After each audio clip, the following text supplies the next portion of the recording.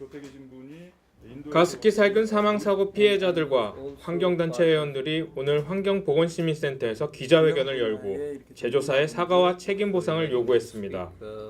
4년 전 가습기 사용 산모 4명이 원인 모르게 사망하면서 촉발된 가습기 살균제 피해 논란은 4년이 지나도록 이렇다 할 해결책을 찾지 못하고 있습니다.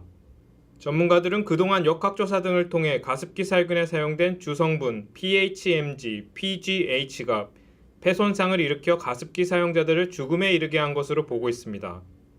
하지만 옥시크린으로 유명한 제품 제조업체 래킷 벤키저는 숨진 사람들에 대해 애도의 뜻을 표한다면서도 법적으로 책임질 일은 없다는 입장입니다.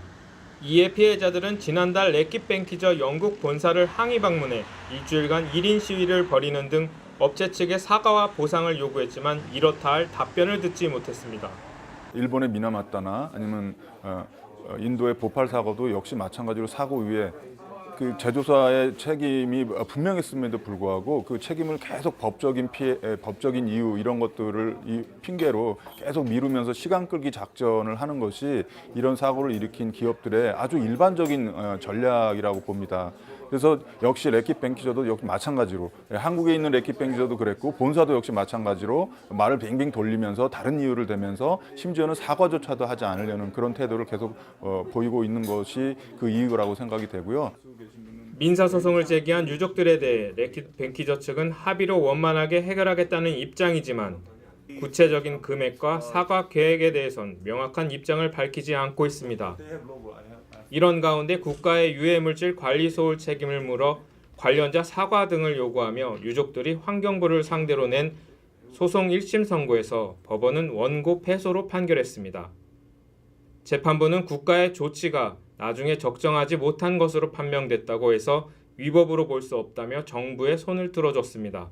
4년이 경과했음에도 불구하고 이 문제가 해결된 게 전혀 없다라고 하는 부분들이고요.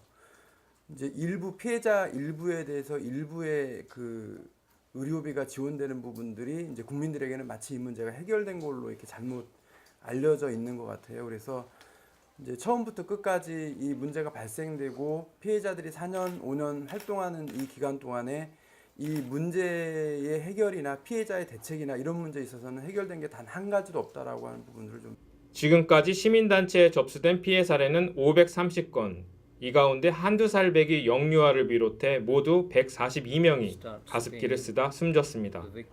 피해자들의 고통이 더는 길어지지 않도록 조속한 해결이 필요해 보입니다. 환경TV 김택수입니다.